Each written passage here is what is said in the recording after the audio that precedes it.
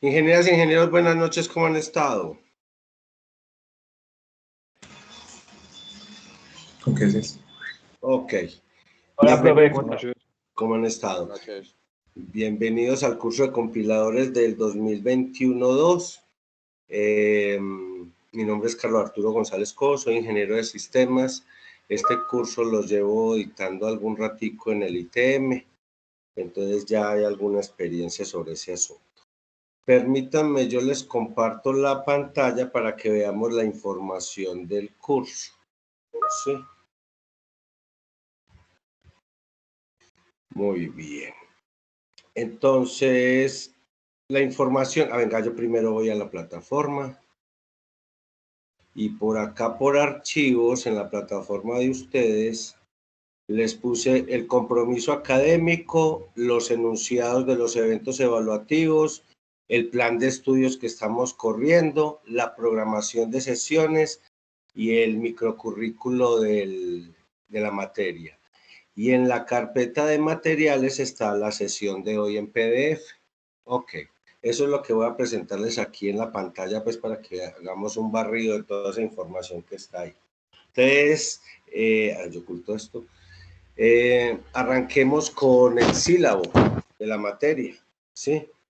El código es CPI 82, la materia se llama compiladores, es del Pensum 3 y está en el semestre 8. Es de 2 horas a la semana durante las 17 semanas del semestre. Ahí está el resto de la información. La competencia la podemos ver ahorita en el compromiso académico. Los temas que se tratan son los temas clásicos de compilación. Esto no es un curso raro. Incluso para el nuevo Pensum cambió la materia, se fue al último semestre y le metieron 4 horas. Ok. Entonces estamos en el octavo semestre donde teóricamente ustedes deben estar viendo investigación de operaciones, arquitectura de computadores, arquitectura de software, inteligencia artificial y Anzuelo 8, ¿cierto? Anzuelo es 8. Entonces, el semestre, si lo tienen así, está medio heavy metal, ¿cierto? Sobre todo por investigación de operaciones. Compromiso académico. Listo. Ahí aparece la competencia, dice resolver problemas relacionados con las fases de análisis de un compilador, léxicos, sintácticos y semánticos, a partir de máquinas de estado finito, expresiones regulares y reglas de una gramática independiente del contexto, semánticas de un lenguaje sencillo. Además de uso de herramientas case, conocida como metacompiladores. Entonces, para este semestre les proponen 5 eventos evaluativos. Para la semana 7, la semana 9, la semana 12, la semana 14 y obviamente hay que poner uno en la semana 17. El primero se llama compiladores, el segundo se llama programación multilenguaje y compilación, el tercero se llama gramáticas, el cuarto análisis lexicográfico y el quinto análisis sintáctico. Ya los vamos a mirar. El sistema, no sé si lo habrán programado para que genere la asistencia automáticamente. Como vieron, la clase se está grabando por disposiciones desde el semestre pasado del Consejo Académico para que quede el rastro pues, de la clase. La asignatura no es habilitable. Listo. Entonces, esto que está ahí en la plataforma está sin los nombres de ustedes, porque es que aquí hay que dar información que yo no tengo por qué publicar de cada uno de ustedes. El compromiso quedará, obviamente, estas 2 semanas, no, queda todo el semestre, pero estas 2 semanas primeras del semestre, para que ustedes lo evalúen. Si no hay comentarios, entonces yo el sábado de la próxima semana lleno esto con los nombres de ustedes y lo mando a la dirección del programa. Listo. Ahí quedó pues las fechas y los temas. Listo. Ya vamos con qué es cada uno de ellos para saber uno qué es lo que está aceptando o rechazando pues como compromiso académico. Programación de sesiones. Nosotros tenemos un curso los lunes y nos tocó el segundo semestre. Y en el segundo semestre hay 4 lunes días de fiesta. Por lo tanto, aunque son 17 semanas del semestre, solo vemos 13 clases. Sí, perdemos el 25% de las clases por el hecho pues, de estar en ese calendario con esos lunes días de fiesta. Ahí les dejo entonces los temas que vamos a ver en cada una de las clases. El grueso de la materia obviamente es entre la clase 3 y la clase 10, en donde se alcanzan a ver 8 clases seguidas, ¿sí? Y efectivamente ahí vemos el grueso de la materia. Listo, entonces ahí les queda la programación de las sesiones, por si alguien tiene alguna dificultad o quiere saber de qué tema le van a hablar el lunes donde haya clase. Les entrego los enunciados de los 5 eventos evaluativos completicos. El enunciado, qué es lo que les piden, para qué semana, el porcentaje. Todos los eventos evaluativos pueden hacerse en grupo o individual, y si es en grupo no importa el número de integrantes. Entonces les dejo ahí el enunciado del 1, que es desarrollar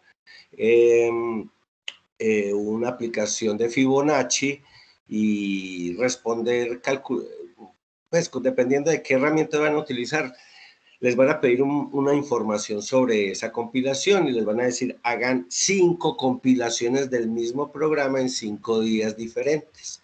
Esto es para la semana 7, pues entonces tenemos un tiempo suficiente de hacer 5 compilaciones.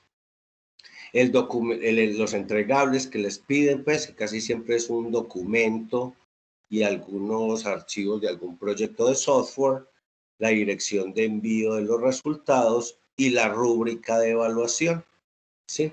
Que es lo que les van a evaluar. En ese primero, que es compiladores. En el segundo, que se llama programación multilenguaje y compilación, es que monten una aplicación, pero que trabaje con múltiples lenguajes de alto nivel. En la anterior, pues la hacen lo que ustedes quieran, en C++, en Java, en Python, en lo que ustedes deseen. Acá, en la segunda, sí les piden que se metan con otro lenguaje de programación y que la aplicación funcione, obviamente. Y también les van a pedir que realicen las 5 compilaciones en 5 días diferentes y levanten la información correspondiente. Que entreguen un documento y el proyecto de software y todo eso, y la rúbrica de evaluación. El tercer evento evaluativo se llama gramáticas. Y la segunda parte aquí es la más importante, o adquiera. No tienen que desarrollarla. En la red hay millones de gramáticas de lenguajes de programación. Lo único que sí les van a pedir es que utilicen esta herramienta, y ahí les dan la dirección en donde trabajarla, utilicen esta herramienta para chequear esa gramática. ¿Sí? El builder del Goal Parser es una herramienta que hace muchas cosas, pero entre ellas chequea gramáticas. Entonces, el builder les va a ayudar a chequear esa gramática que es seguro que van a bajar de la red. Hay que chequear. El entregable de esta, que es muy sencillita, este evento evaluativo, y su rúbrica correspondiente. Como decía ahorita, en la competencia del curso, nos tenemos que meter con la parte de análisis de la compilación, no con la de síntesis, aunque se hace referencia a ella y se ven clases sobre síntesis, no se evalúa. Entonces, para evaluar el análisis de compilación, necesitamos desarrollar 2 eventos evaluativos. El cuarto, que es el análisis lexicográfico. Bueno, yo espero que para el tercero, y con lo trivial que son estos 3 primeros, por lo menos nos chuliemos que ganamos la materia, ¿cierto? Es muy fácil sacar 5 en estos cursos, por lo menos en los que yo doy. Entonces, de pronto con estas 3 trivialidades, no estoy diciendo que son tonterías y que les voy a poner a perder el tiempo, pero son cosas muy sencillas para una ingeniera o un ingeniero de sistemas de este nivel. Son muy sencillas esas 3 primeros eventos evaluativos. Entonces debe ser también muy sencillo sacar 5. Entonces, si saco 5 en los 3 primeros, ya gané la materia. Con respecto al resto de la evaluación, entonces tenemos que hacer un análisis lexicográfico. O sea, chequear que lo que está escrito en un programa fuente como código Se puede identificar como nombres de variables, como operadores, como palabras reservadas, como comentarios. Entonces, esa verificación la hace un analizador lexicográfico. Para desarrollar esto, entonces les piden que utilicen WinFlex Bison para Microsoft Windows. Esta es la única herramienta válida. Y ahí les dan la dirección en GitHub donde pueden bajar el proyecto de WinFlex Bison. Es muy sencillo porque simplemente es unas formulitas ahí triviales de cómo se identifican, se llaman expresiones regulares, cómo se identifican los elementos de un programa fuente. El entregable y la rúbrica. Y el último es el análisis sintáctico. Y ahí sí terminaríamos lo que la competencia nos convoca a hacer en este curso. Y es construir un parser para un lenguaje de programación. Entonces, para eso volvemos al goal parser, pero ahora le agregamos esta otra máquina lógica de goal parser, que es el engine, el que hace la compilación de un programa fuente cualquiera escrito en un lenguaje de programación al cual le ingresamos su gramática a través del builder, ¿sí? Eso es más o menos la historia de eso. Esos son los 5 eventos evaluativos del curso. Ahí les quedan los enunciados, las fechas de entrega.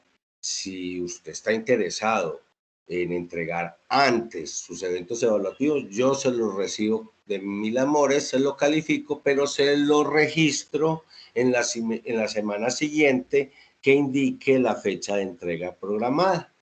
¿Sí?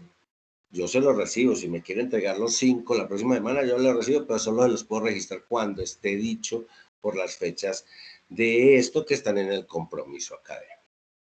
Ok, ingenieras, ¿alguna pregunta sobre lo que acabo de... A ver, yo me hago visible.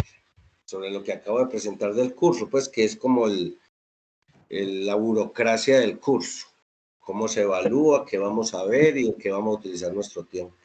Ese documento está en los archivos del Teams, del grupo. Sí, señor, todo lo que le acabo de mostrar. Los enunciados, ingeniero Jonathan, permítame, yo vuelvo y comparto, es que dejo de compartir y me olvido. Listo. Este de acá. Listo. En los archivos, mira que hay un comprimido, ingeniero Jonathan, en donde están los eventos que te acabo de mostrar. Ahí están metiditos los 5. Listo. Está el compromiso, está la programación de sesiones y está el microcurrículo. Y en el material de clase está la clase que voy a empezar en un segundito. ¿Te parece? Profe, perfecto, muchas gracias. Ok. ¿Alguna otra pregunta o comentario, ingenieras o ingenieros? Perfecto. De todos modos,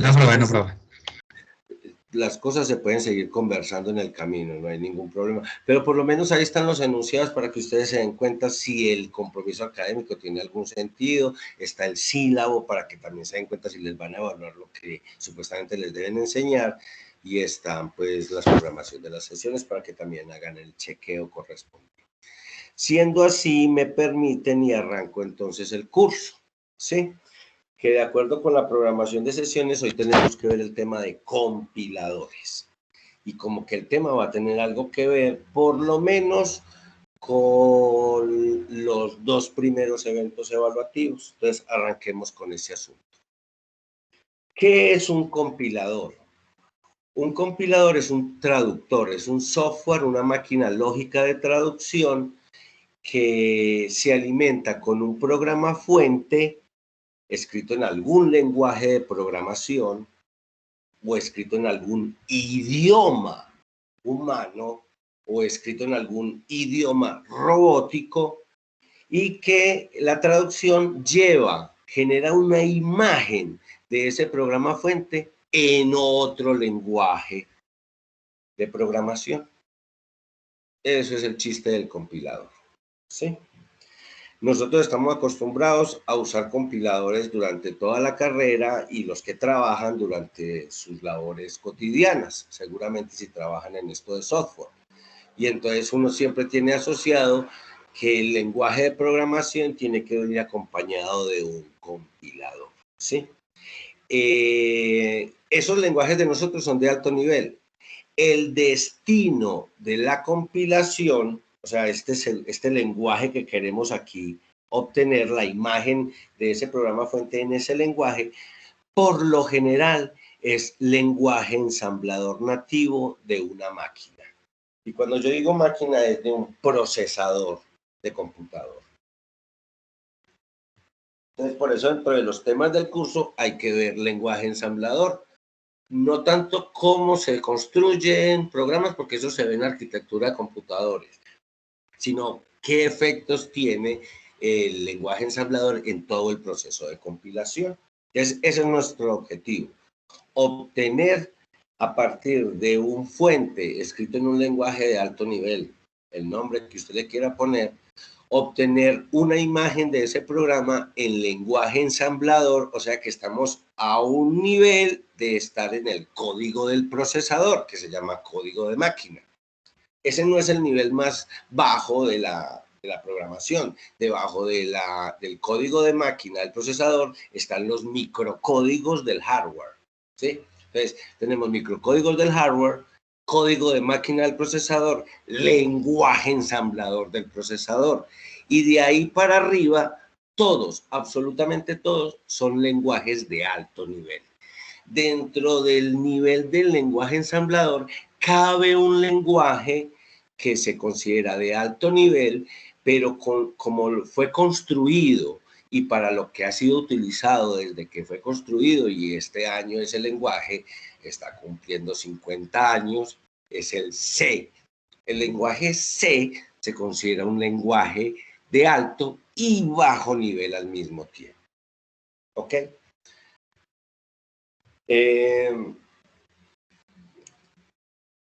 La compilación es fruto de unos ejercicios que se hicieron en los primeros años de la computación para facilitar la escritura de los programas. E independiente de qué lenguaje de programación estemos trabajando,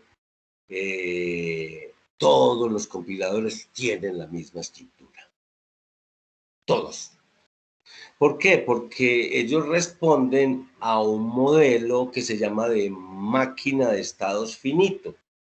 Eso fue pues por allá explicado por una ingeniera de sistemas en 1953, si no estoy mal la memoria.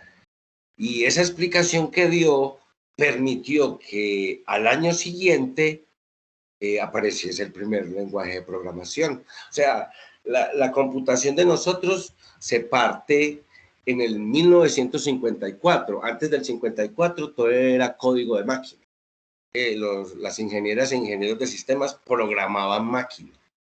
En el 54 aparece el primer lenguaje de programación, fruto del modelo que la ingeniera de sistemas sacó sobre qué era hacer una traducción de un lenguaje a otro.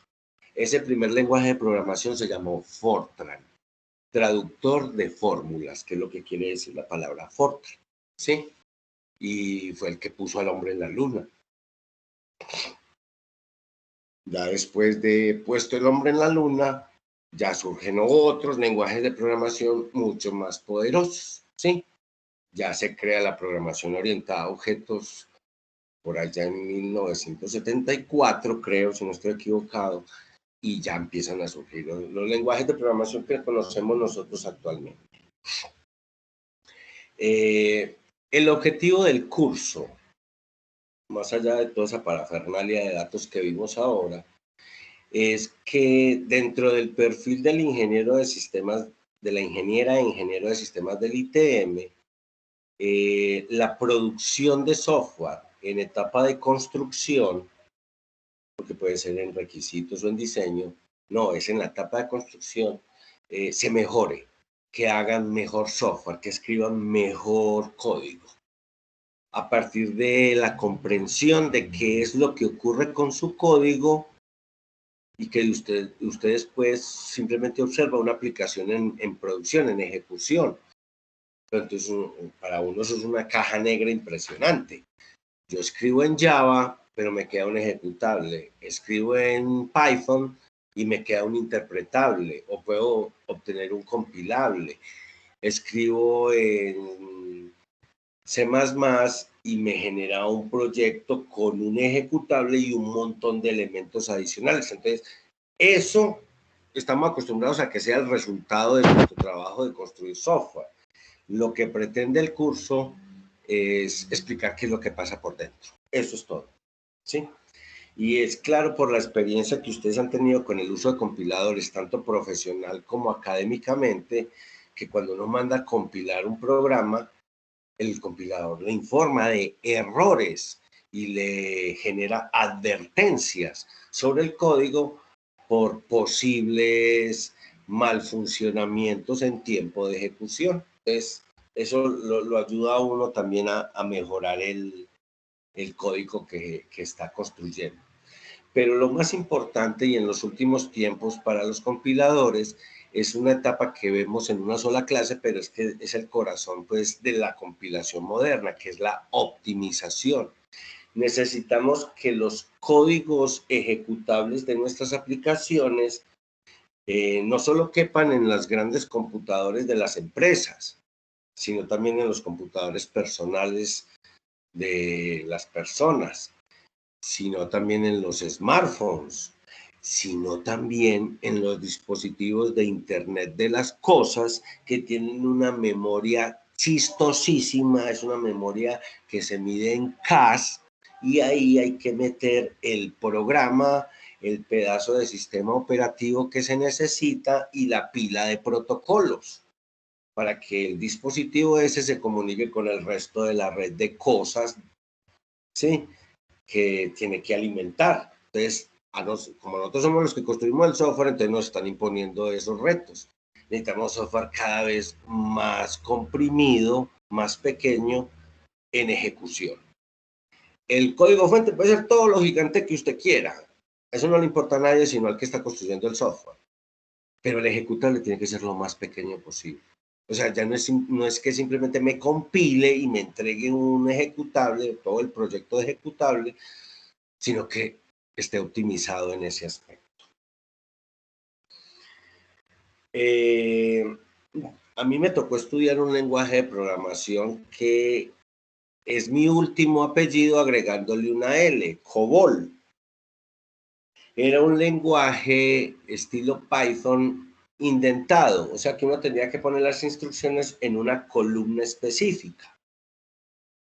Es muy fácil equivocarse escribiendo en ese tipo de lenguajes. Claro, uno escribía el código fuente, mandaba a compilar y la chorrera de errores era fabulosa, 1200 errores. Y dice, ¿pero qué escribí tan horrible? No, usted con solo haber colocado una instrucción en la columna que no era, desarmaba el resto del código fuente. Entonces, por eso salían 1200 errores. Uno corregía esa línea y no es que había que escribir nada, simplemente correrla tantas posiciones a izquierda o a derecha en el editor y mandaba otra vez a compilar y ya le quedaban 50 errores. Increíble, desaparecieron 1150 errores con solo mover una columna, una instrucción, unas columnas, y así son, ¿sí? Pero sí nos decía algo ese tipo de lenguajes, que después de tanto machacarle al programa fuente y obviamente a la lógica, el programa era perfecto, corría perfecto. Los errores que ocurriesen fue porque se desactualizaron los requisitos del software y entonces hay que volver a hacer alguna parte de diseño y a reescribir código, pero más o menos así. Ahí les ponen otro ejemplo. No sé si alguien ha programado en Ada. Eso es ir al infierno 3 veces y tratar de salir, programar en ese lenguaje. Pero se sabe que es un lenguaje tan preciso que se lo meten, por ejemplo, a la seguridad de los aviones, los códigos generados por Ada. Muy bien, un intérprete, porque existen los dos conceptos, compilador e intérprete. ¿Qué es un intérprete? Un intérprete es un software, una máquina lógica que lee un programa y lo ejecuta directamente sin ningún ejercicio de traducción. Lo que nos dice esa idea es que el compilador como que hace un montón de cosas entre el fuente y el ensamblador nativo. El intérprete no hace nada de eso. Coge la instrucción y la lleva directamente a código ensamblador para que se pueda ejecutar en el procesador. Oye, y si la instrucción, si el programa contiene instrucciones erradas, pues una instrucción errada no se debe ejecutar. Y las instrucciones que contengan errores de lógica, pues se ejecutan. Y lo que dé. Entonces, el mundo web, para que funcionase, no podía ser compilado. Porque ¿cuántos tipos de procesadores hay en el mundo? ¿Cuántos sistemas operativos hay en el mundo? Y yo quiero que mi página sea visitada sin importar ni el computador ni el sistema operativo del usuario que me está visitando. Entonces, la única forma de lograr que la web fuese exitosa fue apelando a lenguajes interpretados o obligando a crear nuevos lenguajes interpretados. Por eso uno puede cargar una página web y haber pedazos de la página que no funcionan. Uno dice, ¿y ahí qué dice? O no se cargó la imagen, o el enlace no está activo, pero la página se la despliega. Un programa compilado, si no está perfectamente escrito, no genera ensamblado nativo y por lo tanto no se puede ejecutar. Y ya ejecutándose, si tiene errores de lógica, pues usted tiene que volver al fuente y arreglarlo. En el interpretado, hay que pedirle al dueño del archivo interpretado que lo arregle. ¿Cómo así? Es que a uno en el mundo interpretado le mandan el código fuente. Entonces, ¿qué es un browser? Un browser es un interpretador, que es un estadio simplificado de un compilador. Entonces, el Chrome, el Mozilla y los otros que haya por ahí, yo no me acuerdo ni el de Microsoft, el nuevo, ¿cómo se llama? Son interpretadores. Pero es que yo he visto que dentro del código de interpretación puedo meter código compilado. Y yo le digo, sí. ¿Y qué le enviaron? El fuente del compilado. Y entonces están esperando que dentro de su computador haya un compilador para ese lenguaje de programación. Entonces, dentro de la información que debe manejar el browser es, oiga, ¿qué compiladores hay? Sí, qué kits de desarrollo de lo que sea están instalados en el equipo. O si no, le aviso al usuario que si quiere ver bien la página, pues empiece a descargar software. Entonces ahí ya se le complica a uno las cosas por la seguridad del equipo y todo eso. Pero se pueden mezclar. Pues entonces yo necesito el compilador. Pero queda muy claro que si un pedazo de mi página es compilado, el productor de ese código me está regalando ese código, porque yo lo puedo copiar. Y también el que hace una página web está regalando el código, porque eso es trivial copiar ese código. Entonces, ahí no hay secreto industrial a la hora de la verdad. El secreto industrial está en los llamados que hago desde el mundo interpretado al mundo compilado. Ya si mi página lo que hace es capturar información e irse a hacer unos queries contra un motor de base de datos, yo esa parte del código no la voy a ver en la página. Porque eso es código compilado remoto, está en otro lado. El browser lo único que me hace es activar la pila de protocolos para hacer la solicitud remota de algún servicio de computación, pero no me muestran ese código. Entonces, como estábamos regalando el código al principio de la web, todo fue migrando a, oiga, yo no voy a empezar a regalar el código a cualquiera en el mundo.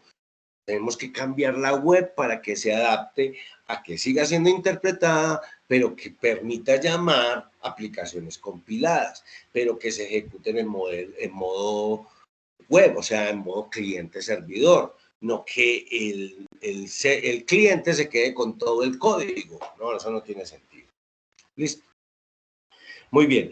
Otra forma de identificar a un interpretador o un intérprete de lenguaje de programación es como máquina virtual. O dicho de otra manera, toda máquina virtual es un intérprete de algo. Puede estar interpretando el código del procesador o puede estar interpretando código de alto nivel como PHP, por ejemplo. Listo. Python y Ruby son interpretados por lo general. Entonces, esa parte de Python, aunque también puede ser compilado, pero esa parte de Python siempre le ha dolido a Python para ingresar en el mundo de los negocios, porque la gente de los mundos de los negocios no quiere que se le roben el código fuente. Eso sí es secreto industrial. O sea, cómo funciona mi aplicación no tengo por qué decírselo a nadie. Muy bien. Java es un caso especial en la historia de la computación.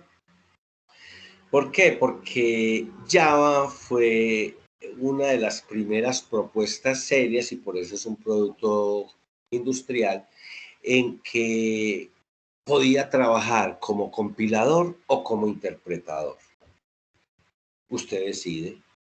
Y Java está construido así para que llegue hasta un punto la compilación y genere un código que puede ser tomado por otro computador que tenga otro procesador y otro sistema operativo y termine la compilación. O sea que Java lo que nos intercambia puede ser muchas veces son esos códigos intermedios que representan la aplicación original y que están dispuestos a ser manipulados para que corran en todas las máquinas del mundo. Esa es la publicidad de Oracle.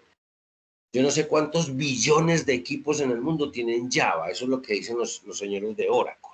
Listo. Entonces ese es más o menos el aporte que le hicieron el perro loco que inventó Java, junto con el resto de gente que trabajó con él, el cantante de Venom, también trabajó en Java, en el crear Java. Liam Neeson, ustedes conocen a Liam Neeson, el actor, el de, ¿cómo es que se llama? Esas Implacable, ¿cierto? Eso, ese señor es ingeniero de sistemas y trabaja como actor, pero también trabaja como ingeniero de sistemas y él ayudó a crear Java, ¿sí? Es que los ingenieros de sistemas como que nos la tenemos que terminar rebuscando en otro lado, parece. Porque usted busque la lista de gente de ingenieros de sistemas del mundo, del entretenimiento, y es una lista impresionante de gente. Y dice, y es que ese es ingeniero de sistemas. Increíble. Pero así nos toca a veces. Ok. La mejor manera de aprender compiladores es escribir un compilador. Y es más o menos la propuesta del curso. No vieron que en el tercer evento evaluativo no los ponían aunque se lo proponen, pero no les exigen que desarrollen una gramática. Ese sería más o menos el chiste de un curso de compiladores con mayor intensidad horaria. Dedicársele un poquito más a que ustedes aprendan a generar gramáticas de lenguajes, porque el resto son máquinas que ya existen gratuitas y que le generan a uno el compilador. O sea, uno puede tener compiladores de uso comercial con las herramientas que hay en la red. Y el chiste del asunto es tener la gramática, ¿viste? ¿Y qué hace tu lenguaje de programación de especialidad? ¿En dónde está la especialidad de tu lenguaje de programación? Esa es la pregunta que todo el mundo le tiene que hacer a uno. ¿Para qué otro lenguaje de programación más? Que la lista está grandísima, ¿sí? Entonces uno dice, otro más, ¿y para qué otro más? Hay que buscar qué fue lo que motivó. Y muchos de nuestros lenguajes de programación actuales fueron creados en los años 70. Entonces también es que a los lenguajes de programación les toma como 30 o 40 años salir desde el huevo y volverse útiles en el mundo de la computación. Entonces, ese es, más o menos ese es el problema.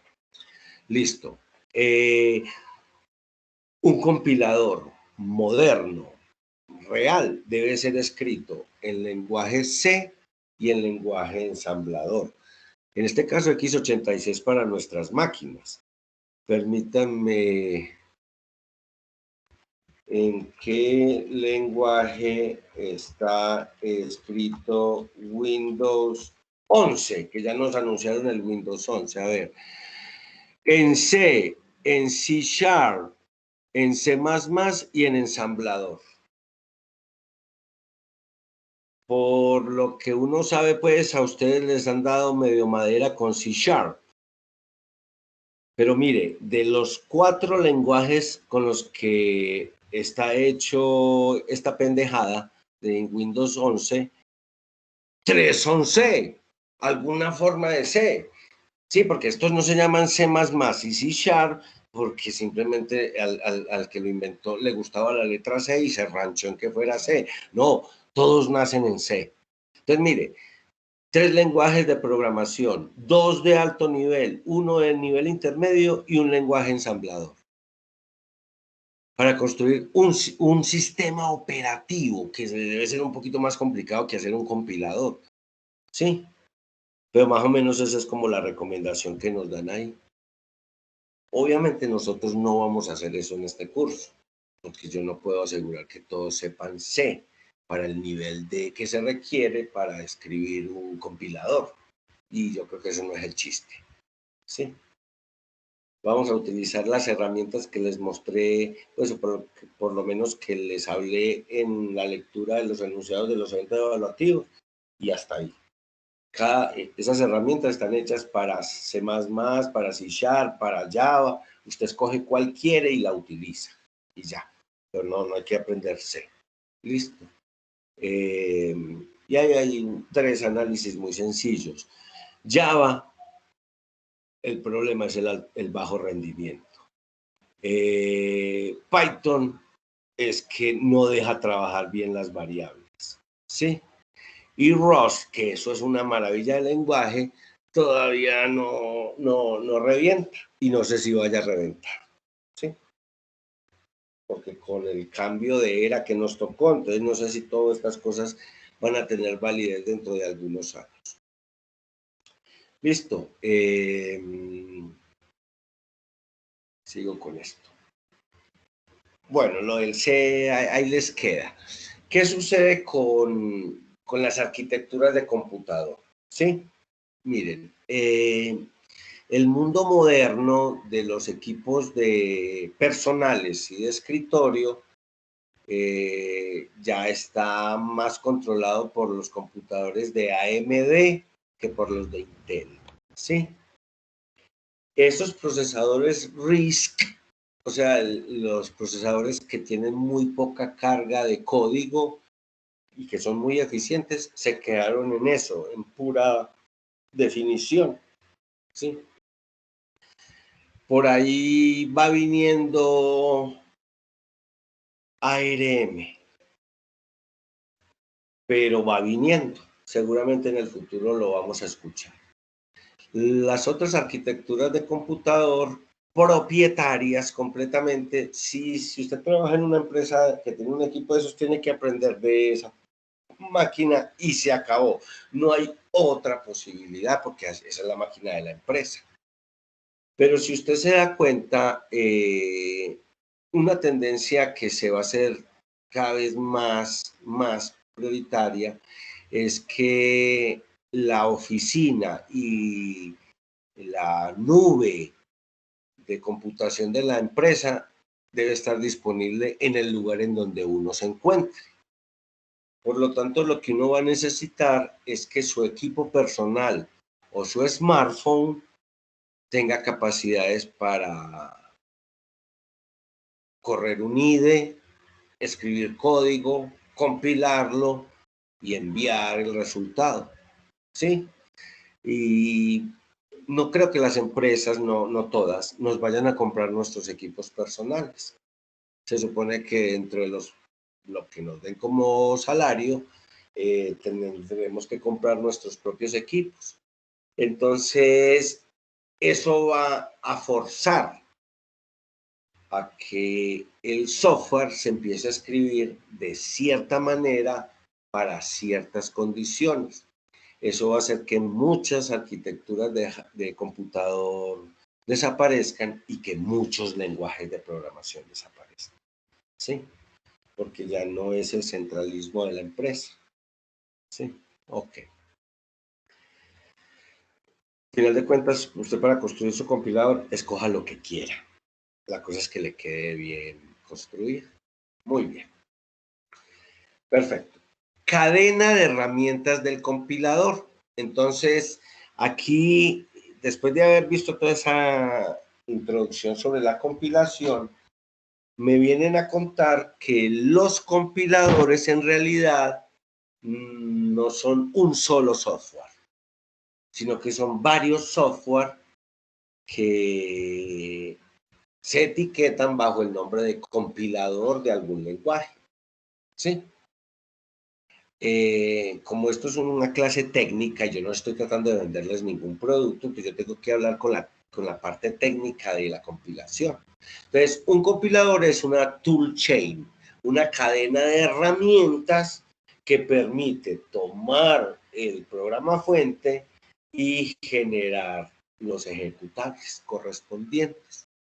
Lo que sucede es que es un software, es una tool chain de software que se dispara con un solo comando. Usted no tiene que cargar cada una de las máquinas, sino que con solo solicitar alguna opción dentro de un IDE, se dispara la cadena automáticamente. Sí. Entonces, a manera de ejemplo, la cadena de herramientas para compilar un programa escrito en lenguaje C para el sistema operativo Unix. Se puede buscar para cualquier sistema operativo y para cualquier lenguaje de programación. Esa es la cadena de herramientas de la compilación. Arrancamos con un programa fuente con un nombre y una extensión .c. Se le entrega al primer elemento de la cadena, que es el preprocesador, ¿sí? Que carga los headers que aparecen en un archivo en C que se llama standard input output.h. Entonces, aquí ya hay una primera manipulación del código fuente. Ese fuente preprocesado entra al compilador. El compilador genera un ensamblado con extensión .s.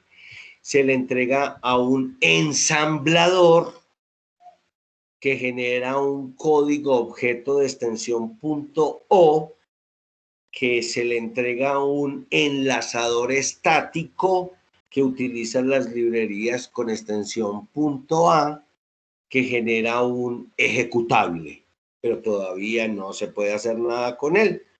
Hay que entregarle el ejecutable al enlazador dinámico. Entonces se nos va a buscar todas las bibliotecas dinámicas asociadas con el proyecto y las va a montar en el ejecutable. Y ahora sí, ya podemos correr nuestra aplicación. Como ven, utilicé 5 máquinas lógicas, 5 software diferentes, porque cada uno hace cosas totalmente diferentes a los otros para compilar. En el ambiente de trabajo yo simplemente digo compile. Y todas esas máquinas se van activando y se van desconectando, obviamente, a medida que van cumpliendo con su tarea en el proceso de compilación. ¿Listo? Entonces, ahí viene pues más o menos la explicación de lo que les acabo de decir, de qué es lo que hace cada uno de ellos. Sino que ahí les queda pues la carretita. Muy bien. Esa era la cadena de herramientas del compilador. Ahora, esas herramientas de software que les mostré responden a qué modelo, a qué tarea específica dentro de una compilación normal responden cada uno de esos software del toolchain. Entonces, como ven, ahí les están contando que toda compilación tiene 5 etapas o fases, o como quiera llamar ustedes, que son las de scanning, que lo hace un escáner, ¿cierto? La etapa de parsing, que la hace un parser. Ya traduzco eso a Gazapol. Una máquina de análisis semántico, y sabemos que la semántica es el significado de las cosas. Una etapa de optimización, una etapa de generación de código. Arranqué con un programa fuente, pero mire, en compiladores, a diferencia de lo que vimos ahorita, que si hay un fuente en C para ese específico, tenemos es una corriente de caracteres. Los programas fuentes se deben guardar según el editor de textos que hayamos trabajado, pero sin importar qué editor de textos trabajamos, los programas fuentes son cadenas de caracteres. ¿Sí? Por lo tanto, alimentar al proceso de compilación significa consumir cadenas de caracteres. Entonces, como la compilación es un ejercicio, es un movimiento, algo en acción, entonces se define que lo que ingresa al compilador es la corriente de caracteres que conforman el programa fuente que estamos tratando de compilar. Aparece el escáner o análisis, pues en inglés escáner. En Gazapol, en español, analizador lexicográfico, ¿sí? El parser en Anzuelés. En Gazapol, analizador sintáctico. En Anzuelés, semantic routines. En Gazapol, analizador semántico. Y estos dos sí son la misma cosa, optimizadores y generadores de código. Ocurre que ese mismo proceso es el que realiza el cerebro en el centro de habla. Todo lo que ustedes han leído, pues si están aquí conmigo en clase, y todo lo que han escuchado, tiene que pasar por el mismo proceso. Mi voz es la corriente de caracteres. Ustedes dentro de su cerebro, en el centro del habla, tienen un analizador lexicográfico del Gazapol, del español, ¿sí? Ese analizador lexicográfico va acompañado de toda la gramática castellana que nos han enseñado. Ahí está metidita en unas redes neuronales. Viene lo más teso, darle comprensión a lo que me están diciendo. Yo ya sé que me hablaron en castellano o lo que está escrito está en castellano, que está escrito de acuerdo con la gramática castellana o Gazapol. Pero otra cosa es lo que quiere decir el mensaje. Entonces aquí hay que activar la máquina de lógica del cerebro. Esa ya no está en el centro del habla, esa está en la frente de cada uno de nosotros. La inteligencia de nosotros está en la frente. Uno no tiene inteligencia en ningún otro lado del cerebro. Los otros pedazos del cerebro son para que funcione el resto del cuerpo. Sí, la inteligencia de uno está en la frente. ¿Sí o no? Muy bien. Y luego, esa inteligencia tiene estos dos incluidos. Por eso es que si a uno alguien le escribe algo, uno es capaz de entenderlo. A ver si soy capaz de hacer el ejemplo para que me entiendan dentro de los términos de la compilación.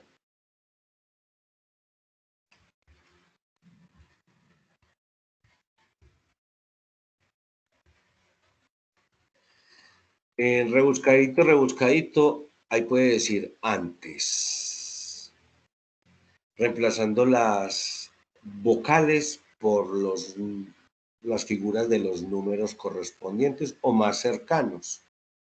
Pues el haber descubierto que ahí dice antes, un montón de ventanas, lo hizo el optimizador de mi cerebro, aquí en la frente.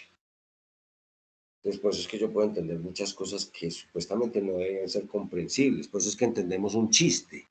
Los chistes son una violación a la gramática de una lengua, de la que sea. Todos los chistes violan las gramáticas, o si no, no serían chistes. La otra cosa es la imagen que nos dice el chiste, que nos imaginemos para poder entender el chiste. Muy bien. Entonces, a ver, la explicación viene, pero entonces yo lleno los de las mitades que no lo he hecho. Solamente he hablado de la corriente de caracteres y esto que desde hace rato lo mencioné, que es el código en ensamblador nativo. Pero hay unos productos intermedios de la compilación, son 3 específicos. La corriente de tokens, ¿cierto? Todos hemos ido de pronto a un casino a ver cómo la gente pierde su dinero contra una máquina. Entonces, en ciertas máquinas de casino les venden unas monedas o unas cosas ahí cuadradas que se llaman tokens, que son los que permiten jugar en la máquina. Entonces, el token lo que me está diciendo es, oiga, en el código fuente encontré algo. ¿Qué? El nombre de una variable, un operador, una palabra reservada, un comentario. Muy bien. Esa corriente de tokens se la entregan a nuestro parser, ¿sí? Que va a analizar si las instrucciones están escritas correctamente. Vuelvo a mi ejemplo. En matemáticas esto no tiene ningún problema. En informática, por lo general, esto no tiene ningún problema. Pero en informática, escribir esta cosa debería generar error. Profe, pero es que ahí está la operación de asignación. Hay una suma y el resultado de la suma se lo guardan a la variable A. Yo le digo, sí, no se lo voy a discutir, pero si le quito el punto y coma, eso es matemática. Si le meto punto y coma, eso es una instrucción de computación mal escrita. En la mayoría de los lenguajes de programación que yo conozco, está mal escrita. ¿Quién es el que averigua que la instrucción está mal escrita? El parser. El escáner me averiguó que en la instrucción había A igual, bueno, punto y coma, A igual, C más y B. Eso hizo el escáner. Ahora nuestro parser me va a decir si esa instrucción está bien escrita o no. Si todas las instrucciones están bien escritas, me reescribe otra vez el programa. Imagínense las cosas que hace un compilador. Me reescribe otra vez el programa fuente, pero en forma de un árbol. Uno siempre puede haber pensado, viste, en estructuras de datos a mí me enseñaron árboles. Me enseñaron es que inorden, posorden y preorden para recorrer los árboles y para crear los árboles y un montón de cosas, y todo eso era con recursividad, ¿viste? Y los árboles, ¿en dónde se utilizan? ¿Qué software real utiliza árboles?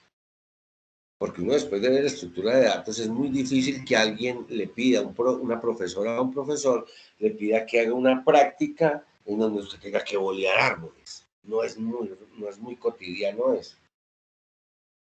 Y en la empresa, mucho menos que le van a pedir a uno ponerse a pedalear con algoritmos de árboles. Bueno, hay 2 cosas que utilizan árboles. Y las 2 cosas son exactamente lo mismo. Un compilador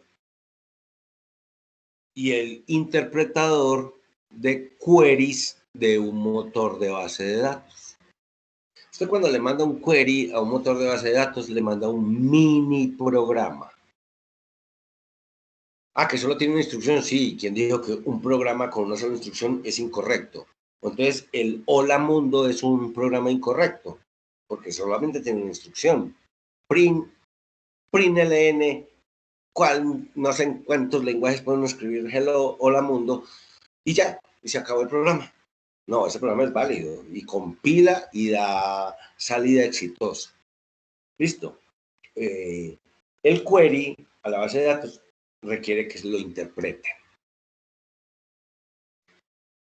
¿Sí? Entonces, nuestros motores de bases de datos tienen una capa de interpretación de queries para resolver qué es lo que escribió el programador en su solicitud, cuál tabla, qué campos y qué condiciones está pidiendo que ocurran. Entonces, eso al query hay que hacerle todo ese análisis, porque el query está escrito en SQL. Por lo general, pues ya si es una base de datos no SQL, bueno, ya me quedo callado. Pero de todos modos, alguien tiene que interpretar la instrucción que usted da. Si yo pongo acá el símbolo del sistema y le digo al núcleo de Windows que me saque el directorio con la instrucción dir. Miren la instrucción que escribí yo, dir. Pues este ambiente operativo tiene que tener algo que haga compilación o interpretación de D y R, porque la instrucción, si la escribo en minúscula, también me funciona. Entonces, uno cuando nota eso, uno dice, hombre, si yo puedo escribir las instrucciones, no escoger una instrucción como por ejemplo acá en el Adobe, sino que yo estoy acá escribiendo directamente la instrucción, alguien tiene que estar interpretando lo que yo estoy escribiendo. Y entonces o hay un interpretador o hay un compilador. ¿Listo? Entonces vuelve y escribe el programa fuente en forma de árbol. Me reescribe todo el programa y me lo monta en un árbol. Obviamente es un árbol eneario, no es de los binarios que nosotros mismos. Son árboles enearios y eso tienen sus otros algoritmos diferentes para hacer recorridos. ¿Listo? Con ese árbol, que técnicamente se llama árbol de sintaxis abstracta, entra el semántico, el que trata de averiguar, ¿oíste qué escribió la constructora o constructor de software? ¿Qué es lo que quiso hacer? Ojo, no va a analizar la lógica del programa, si no la computación sería esplendorosa. ¿Sí? En nuestros tiempos modernos, esta máquina de análisis semántico está siendo reemplazada o, para no ser exagerada, está siendo ayudada por una máquina de aprendizaje de máquina, por inteligencia artificial. Entonces, ya nuestros analizadores semánticos modernos no solamente chequean lo que siempre uno espera que chequee un analizador semántico, sino que le está metiendo inteligencia artificial al análisis. Por lo tanto, puede detectar en tiempo de compilación cosas que antes uno no veía en una compilación. Y los compiladores modernos, desde hace 3 años aproximadamente, todos vienen con una máquina de machine learning en los compiladores. Todos los IDEs traen ya el machine learning incorporado. Muy bien. Luego de haber chequeado toda la semántica, generamos la representación intermedia. Esto es lo que inventó Java, la representación intermedia de los bytecodes. Entonces, uno con esta representación intermedia puede hacer 2 cosas no excluyentes. Optimizarla, o sea, si yo le mando la representación intermedia de mi código fuente a una máquina para que termine la compilación, el computador al que envíe ese código a esa representación intermedia, no simplemente va a coger la representación y ¡fum!, la va a enchuspar y a generar el código assembler. No, le mete optimizadores. ¿Por qué? Porque cada sistema operativo y cada arquitectura de hardware trabajan mejor haciendo las cosas de tal manera. Nuestra lógica de programación no está casada con ningún sistema operativo ni ninguna arquitectura de hardware. Nuestra lógica de programación está casada con el paradigma de programación en el que estemos programando. Y los paradigmas de programación no tienen nada que ver ni con los sistemas operativos ni con las arquitecturas de computadores. ¿Listo? Entonces, por eso, lo que yo escribí, de acuerdo con mi paradigma de programación, de pronto merece ser optimizado para la máquina en la que voy a correr la aplicación. Y por eso se aplican los optimizadores. O la representación intermedia no se optimiza y se entrega directamente al generador de código en lenguaje ensamblador. Y terminamos nuestra compilación. Ahí termina nuestra compilación. Y hay 5 máquinas interviniendo. Ya sabemos que hay una que pueda que no se intervenga dependiendo. Por ejemplo, al Hola Mundo no se le aplica ningún optimizador. Eso sí es seguro. Eso no necesita ser optimizado. Eso es una llamada a la salida estándar de la arquitectura y entregarle la corriente de bytes que quiere uno imprimir en la pantalla. Dice Hola Mundo y se acabó. A propósito, todos saben que el programa Hola Mundo fue creado cuando se creó C, porque ese fue el primer programa en C que los dos inventores del lenguaje propusieron. Cuando sacaron su libro y su compilador, el primer programa que le ponían a uno a hacer es número include, estándar io.h, main, paréntesis izquierdo, paréntesis derecho, abra llave, print, ln, paréntesis, comilla dobla, hola mundo, backslash n, cierre comillas, paréntesis, punto y coma, cierre llave y se acabó. Ese es el primer programa en C que fue inventado por esos señores. Entonces se volvió como como C se utiliza para construir casi todo el software del mundo, entonces los otros lenguajes obviamente copiaron al mejor lenguaje de programación hasta hoy, no el más completo. El mejor lenguaje de programación es el C, porque con eso usted hace todo. Usted me dice, con otro lenguaje hago todo, y yo le digo, no. Yo le puedo demostrar software que no puede hacer con los otros lenguajes de programación. Con C sí puede hacer todo. Listo. Lo que va a suceder es que escribir en C no es muy agradable. Entonces, los otros lenguajes de programación dicen, listo, aceptemos que C es el primero de los lenguajes modernos, de nuestra modernidad, y expliquemos cómo es nuestro lenguaje con el Hola Mundo. Pero si usted quiere aprender el mejor en términos de capacidad, de que es un lenguaje de programación que tiene todo lo que usted se pueda imaginar y que todas las aplicaciones se podrían hacer en ese lenguaje, aunque algunos pedazos se podrían hacer más sencillos en C, ese lenguaje es el C++. Eso es una brutalidad de lenguaje de programación. Eso creo que son muy poquitas las personas en el mundo que manejan C++ completamente por la potencia que tiene, y es que fue hecho para eso. Ese señor escandinavo que lo inventó tenía esa intención. Entonces uno dice, los libros clásicos del C++ son 3 ladrillos, cada uno como de a 1800 páginas, para poder aprender el lenguaje de programación. No joda, programemos en C#, en Java, en Python.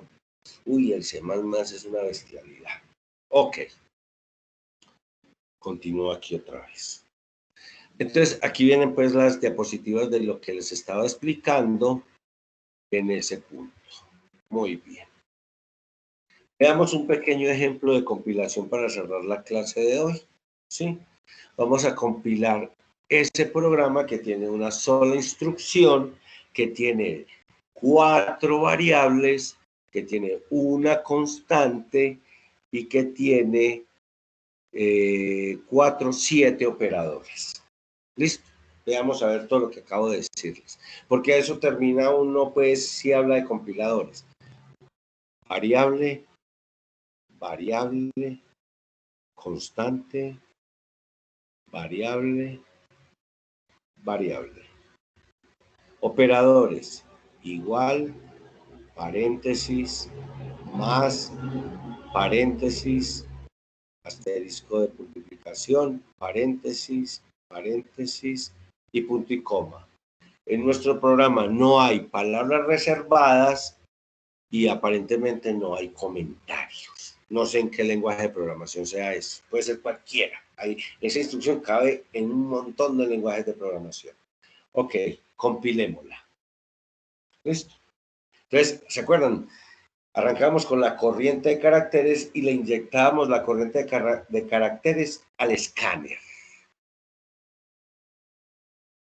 Y el escáner va a leer nuestra corriente de caracteres y entonces ustedes entenderán, el programa yo lo escribo así, pero lo inyecto al revés al escáner, porque la primera posición es H, ¿cierto? O sea que lo que yo inyecto al escáner es la instrucción al revés, escrita al revés.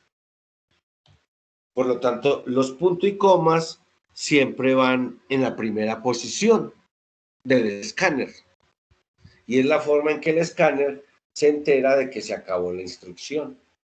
Antes se utilizaba el Enter. Lo que pasa es que algunos brujos de la programación decidieron que debería haber alguna forma de continuar una instrucción muy larga en la siguiente línea. Y la única forma de hacer eso es que el fin de línea, el fin de instrucción no fuese el Enter. Entonces nos tocó inventarnos el punto y coma. Hombre, ¿por qué no la coma? Porque la coma separa los parámetros en la invocación de los métodos. ¿Por qué no el punto? Porque el punto es el operador de pertenencia. Y ahí siga buscando simbolitos en el teclado, a ver a usted cuál le gustaría que fuese el fin de línea. Y entonces, primero que todo, que esté en las teclas de abajo del teclado, no en las de arriba, que son más complicadas. Listo. Como los computadores no se los venden a ingenieras e ingenieros de sistemas únicamente, pues por lo menos no tenemos una línea solo para nosotros. El punto y coma aparece como un símbolo en una tecla que hay que activar con el Shift. Entonces, para hacer el punto y coma hay que meterse dos teclas. Pues que los teclados no están hechos para nosotros. Aquí usted puede reconfigurar el teclado, sí, hágale. Pero acuérdese que apenas salga del ambiente de programación, tiene que volver a poner el teclado igual, porque si va a usar otra herramienta, ya no le sirve la configuración de programación que tenía en el teclado. Muy bien. Entonces, vamos a identificar cada uno de esos elementos dentro de nuestro programa fuente. Y cada uno de esos elementos lo vamos a llamar token. Entonces, nuestro escáner nos va a regalar la corriente de tokens y nos va a decir, vea, ¿qué tokens hay?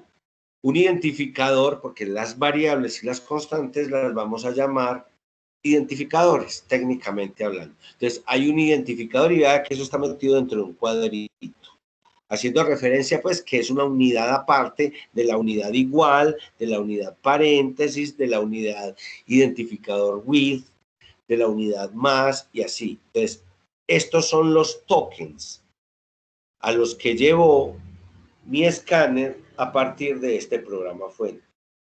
Este es el programa fuente. Esta es la salida del escáner. No se parecen en nada. Aquí hay cosas que yo no escribí.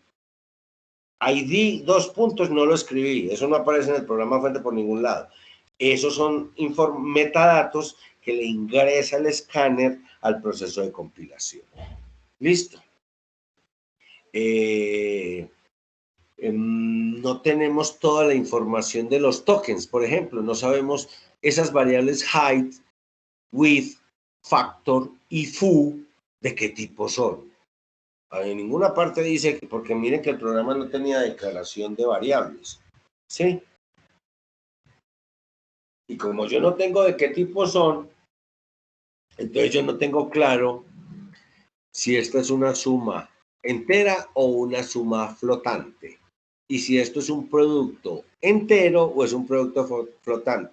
Profe, ¿eso importa? Sí. Porque cuando se vaya a generar el código en ensamblador nativo, hay que saber qué instrucción colocar dentro del ejecutable, porque si se va a trabajar con enteros, se escriben ciertas instrucciones en ensamblador, pero si se va a trabajar con números reales, se escriben otras instrucciones. Porque el cálculo de números reales en computación es un hechizo. Algunos de ustedes ya lo saben, los computadores son solo para números enteros. Los números reales no nos gustan.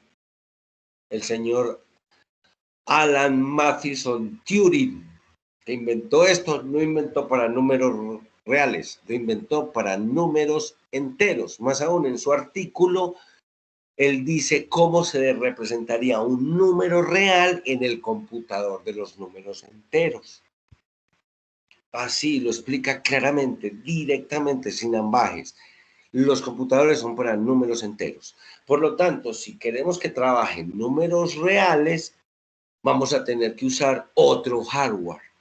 Y efectivamente se usa otro hardware que está metido ahí en el computador, pero que es un hardware de los raros, de las extensiones del procesador. O sea, en el procesador clásico no viene ese aparato, hay que metérselo para que el computador sea capaz de calcular con números reales.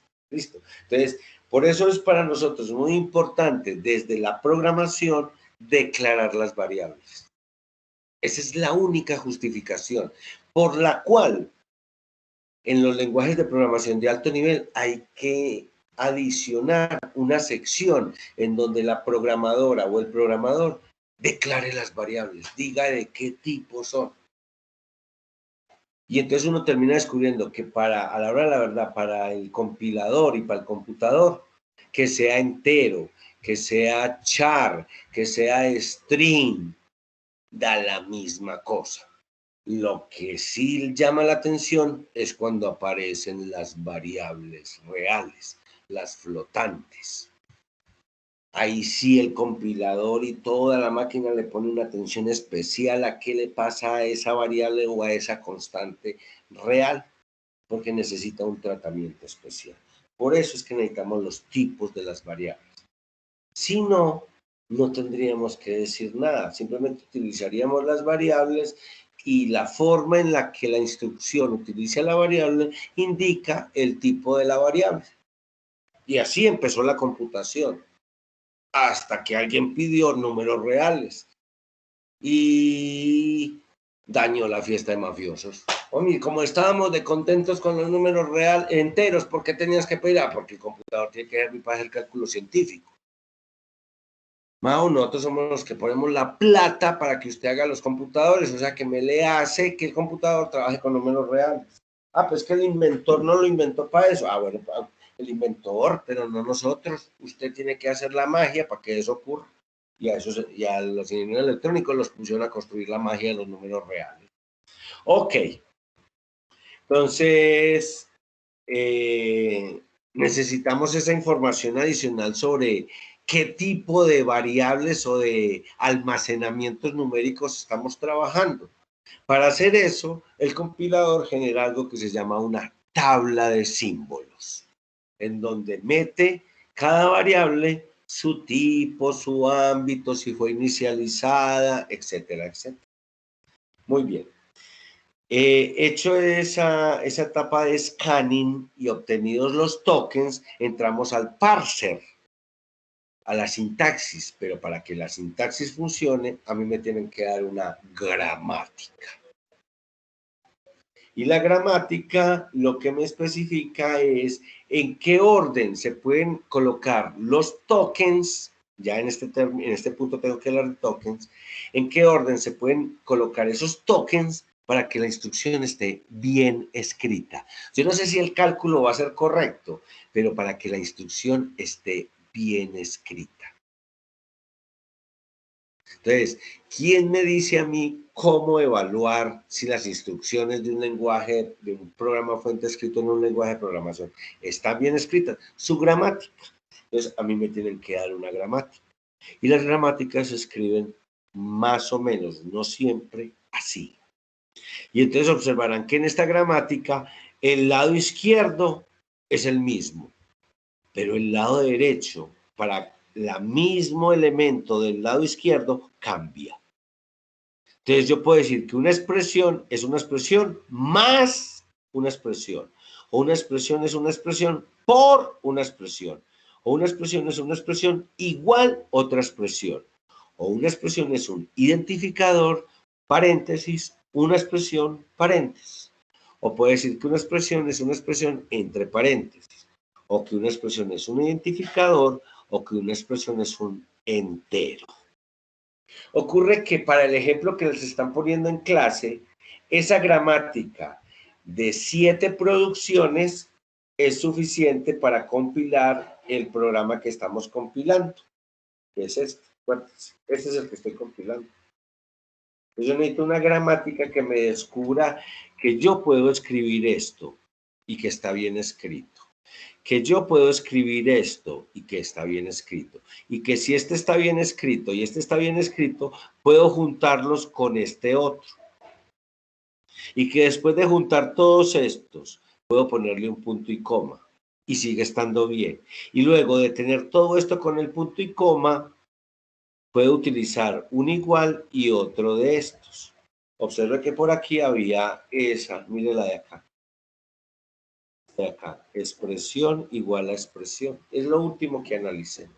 Analicé la suma, analicé la invocación de factor con parámetro foo y analicé el producto entre dos expresiones.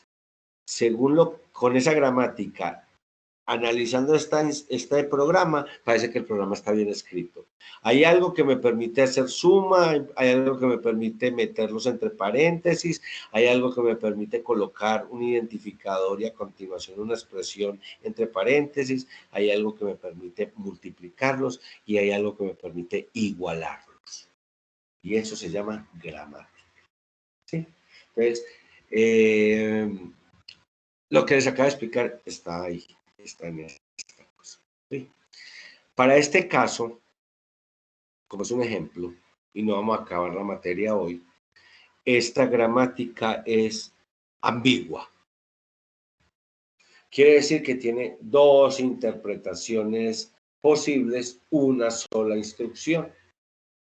En el lenguaje natural, nosotros también manejamos, por lo menos aquí en Antioquia, manejamos gramática ambigua.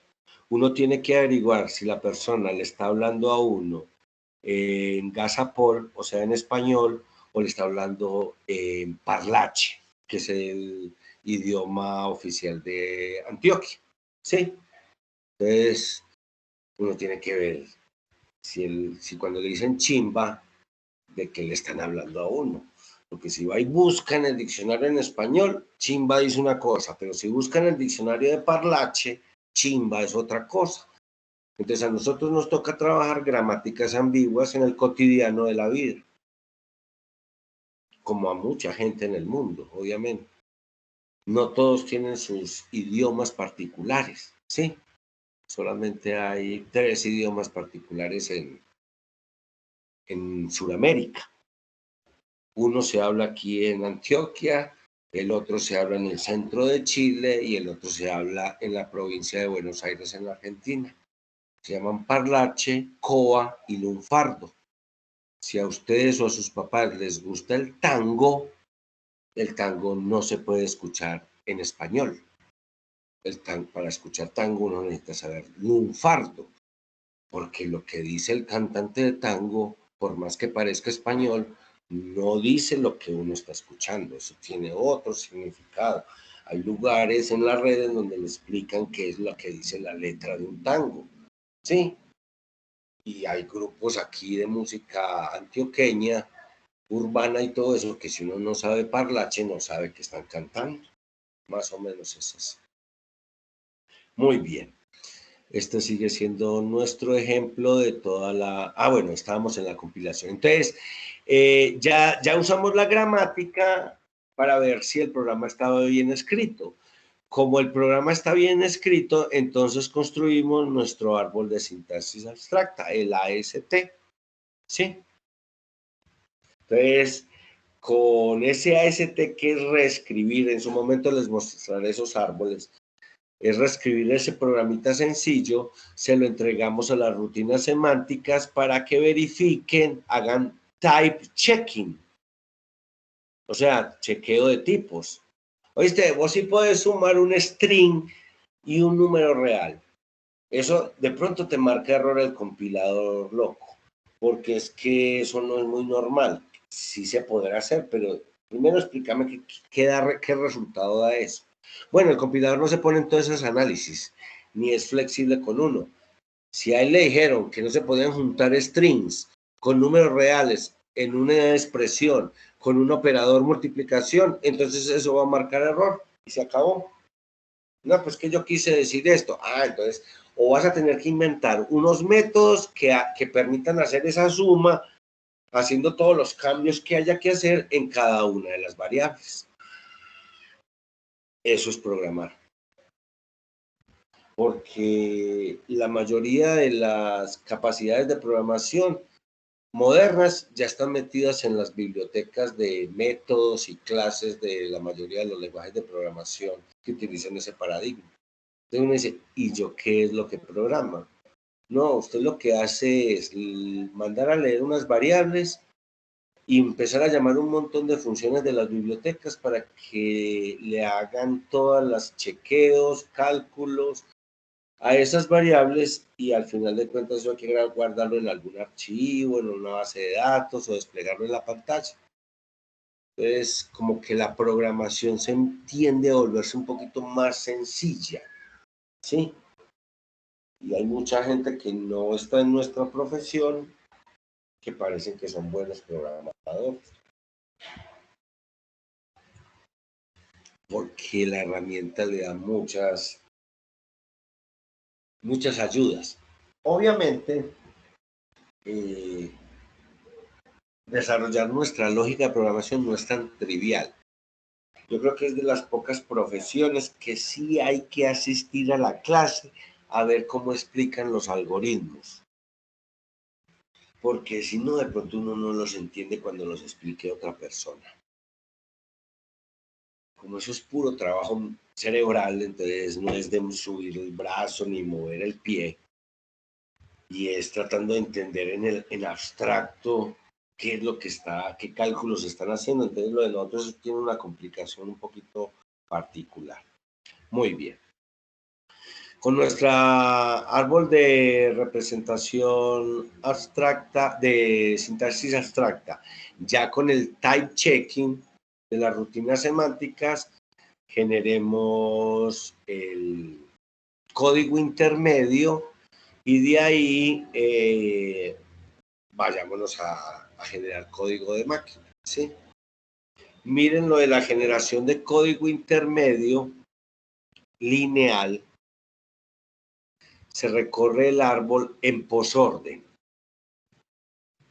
Y para cada hoja que se alcance, se genera una instrucción de representación intermedia. Así es que se utiliza el árbol en compilación. O sea, se reescribe el programa fuente en forma de árbol para volver a recorrer el árbol para generar otra versión más del código fuente. O sea que ya van dos. Ya van dos versiones del código fuente. El código fuente como tal, eso no es una versión, ese es el código fuente. Luego ese código lo convierten en un árbol sintáctico y luego lo convierten en una representación intermedia. Pero ahí no acaba el sufrimiento del código fuente. Le queda una última traducción que es el código en ensamblador. Bueno, ahí, a ver, yo me devuelvo, que de pronto el arbolito sí lo quieran saber. Todavía me queda un poquitico de tiempo de la clase. Miren el programa. Height igual a width más 56 por factor con parámetro. Y nuestro árbol nos dice que la raíz es una asignación, que el que va a recibir es un identificador que se llama height, y que lo que se va a asignar es el resultado de una multiplicación. ¿Y qué es lo que se va a multiplicar? El resultado de una suma con el resultado de una invocación. ¿Qué es lo que se sumó? El identificador with con el entero 56. ¿Y qué es lo que se invocó? El método factor con parámetro foo. Cuando yo tenga estos dos resultados, los multiplico y aplico la asignación a esta variable. Mire que es el mismo programa, sino que hay que saberlo leer, pues. Y ese árbol queda escrito así en lenguaje ensamblador. En uno de los posibles lenguajes ensambladores, porque cada procesador puede tener múltiples lenguajes ensambladores.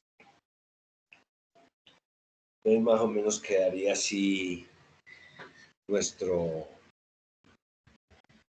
recorrido en posorden del árbol de sintaxis llevado a ensamblador al recorrer la representación interna. Muy bien. Ya llegamos a la máquina. Aquí está nuestra máquina, con los nombres de los registros, por ejemplo, en 64 bits. Con los nombres de nuestras variables del programa original, pero en la máquina todo se trabaja en los registros, entonces todo hay que irlo llevando a los registros. Más o menos ese sería el programa que nos queda. ¿Listo?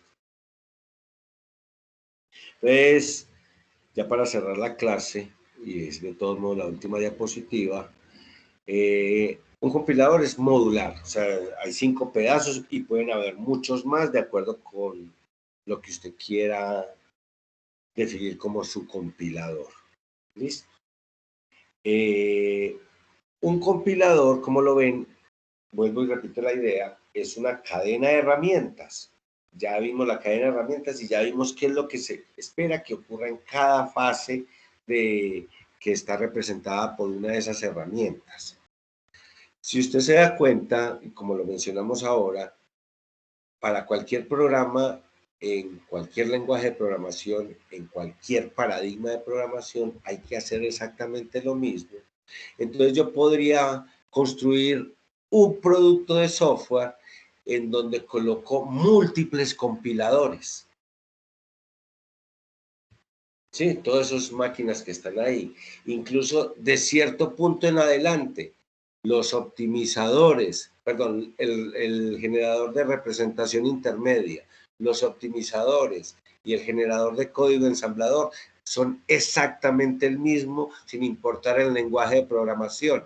Entonces yo lo que tengo que cargar es un escáner, un parser y un semántico por cada lenguaje de programación que quiera admitir para mi compilador. Entonces, para no seguir hablando de compilador, que a la hora de la verdad me está diciendo, ¿viste? ¿Y ese compilador que compila? Java, C#, C++, y eso no es un compilador. No, tiene razón. Modernamente, cuando uno junta esa historia que yo les estoy contando, tiene un entorno de desarrollo integrado o un IDE. Y le aseguro que el IDE de Visual Studio 2019, la representación intermedia, los optimizadores y el generador de código es exactamente el mismo, sin importar en qué lenguaje de programación usted esté mandando a compilar. Entonces, si uno va a construir aplicaciones en varios lenguajes de programación y quiere optimizar ese ambiente de trabajo, pues descarga un IDE. Pero si usted solo va a trabajar en un solo lenguaje de programación, de pronto el IDE es una herramienta muy pesada para su equipo. De pronto usted lo que necesita simplemente es el compilador del lenguaje que usted está trabajando y se acabó el asunto. Pero en la actualidad nosotros nos ofertan gratuita o comprando IDEs que compilan como 35 lenguajes de programación diferentes, admiten 3 paradigmas de programación, hacen interfaz con yo no sé qué motores de bases de datos. Y uno dice, sí, pero eso es una fábrica de software. Esas son herramientas para fabricar software. Pero para mí solo de pronto me queda un poquito grande. Listo, por eso es que, por ejemplo, uno baja NetBeans o baja los Visual Studio, él le baja el kernel y usted es el que le define qué compiladores va a bajar. Y él le saca ahí la lista completa, vea, tengo para este, para este, para este. Usted verá qué tan pesado va a convertir el IDE con todos esos compiladores ahí funcionando. Listo. La última idea es los compiladores retargetables, para leerlo así en parlache, ¿cierto? O simplemente son los compiladores que permiten cambiar el objetivo. Y entonces uno puede decir, escribo el programa en C# y por favor me lo genera para Intel, AMD y Snapdragon, que son los procesadores de algunos smartphones. Y el IDE le genera 3 salidas diferentes a partir del mismo programa fuente. Cada uno la tiene que correr en el ambiente específico, pero si el programa está bien hecho, le debe correr. Ok, ingenieras, ingenieros, se acaba la moneda. Dejemos de compartir y veamos la carátula para despedirnos. Obviamente, si tienen preguntas o comentarios, con mucho gusto. Porque aquí nos vemos dentro de 15 días, porque el próximo lunes es día de fiesta. O sea que nos vemos el 23 de agosto otra vez. Ya pasó la Feria de Flores y todo. Profe, entonces desde este momento ya se puede ir haciendo los grupos, ¿ok? Todo lo que usted quiera, ingeniero Jonathan, y como le digo, si usted tiene, si es capaz de sacar los eventos evaluativos y quieres hacer eso, pues me lo envía, ahí está la dirección de correo de Inge y yo le informaré de su resultado evaluativo y subiré la nota cuando corresponda de acuerdo con el compromiso académico. Porque es que los 3 primeros son muy sencillos a la hora de la verdad. Si hay que pedalear de pronto es a los 2 últimos, pero los 3 primeros eventos evaluativos son muy sencillos. Y si ustedes tienen en este momento una carga suave, porque no sé qué materia estén viendo, ni qué cosas los pondrán a hacer, si tiene una carga suave, trate de salir de esto rápido, que no es tan complicado. Lo que le piden ahí es trivial, pues, para una ingeniera o ingeniero de sistemas de este nivel. Es trivial. La aplicación hasta debe estar en la red. Uno no debe preocuparse mucho por eso. Simplemente hacer lo que le dice el profe, grabar las compilaciones y hacer las 5 compilaciones. ¿Y Y, esa y opción es por medio de pantallazos o por medio de video? ahí dice que descargue una herramienta para grabar. Y Ok. no es tanto para mí, sino es para la seguridad de ustedes. Porque si yo hago la prueba y a mí no me sale, yo le puedo decir, eso no funcionó. Y usted me dice, pero si a mí sí me funcionó. Entonces, para que no entremos en esa discusión, si usted me entrega unos videos en donde el evento evaluativo funcionó, ¿yo qué le voy a discutir? Pues cierto, esa es una evidencia irrefutable. Vea, profe, ahí están los videos de cómo nos compiló, vea que nos sacó esto, vea que nos sacó esto. Y yo le digo, tiene toda la razón, yo no tengo nada que decirle ahí. Esa es la idea. Y esos videitos no les van a quitar mucho tiempo. Una compilación dura, ¿qué? 2 segundos, 5 segundos. O sea que son videos pequeñitos. Pero es para más la seguridad de ustedes, de que yo no les vaya a salir con ningún cuento raro de que esa cosa no funciona. ¿Le parece, ingeniero? Profe, perfecto. Ok. ¿Algún otro Profe, comentario? disculpe, Señor, no bien sé si pueda. ya lo mencionó, es de grupos de a cuántos, es que no sé si lo Vea, mencionó. para que sea grupo Inge debe ser mínimo de 2. Y como somos como 38, el grupo máximo puede ser de 38. No me pueden meter a mí en el grupo. No se puede ponerme en la portada a mí. Pero si lo quieren hacer entre todos, hágale. Yo no tengo ningún problema. Eso no está prohibido en ningún lugar. Eso es simplemente folclore. No, que es que los grupos tienen que ser de 5. ¿Por qué? Porque 5 son los dedos de la mano, es lo que tiene que ver. No, ustedes vean cómo se organizan. Pero por favor, si lo van a hacer en grupos, pues que sean mínimo 2, porque si no, no hay grupo. Y le recomiendo a la persona que le guste trabajar sola, se le respeta mucho.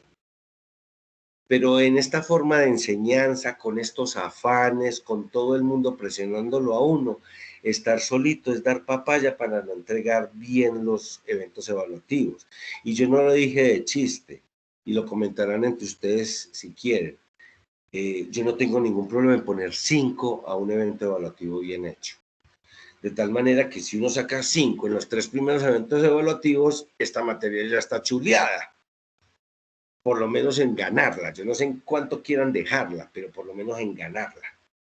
Y estamos como en tiempos de perder poquito. Ya nos están haciendo perder por todos los lados. Uno debe buscar dejar de seguir perdiendo. Entonces, como ponerle inteligencia al curso. ¿Le parece, Inge? ¿Sí quedó entendido?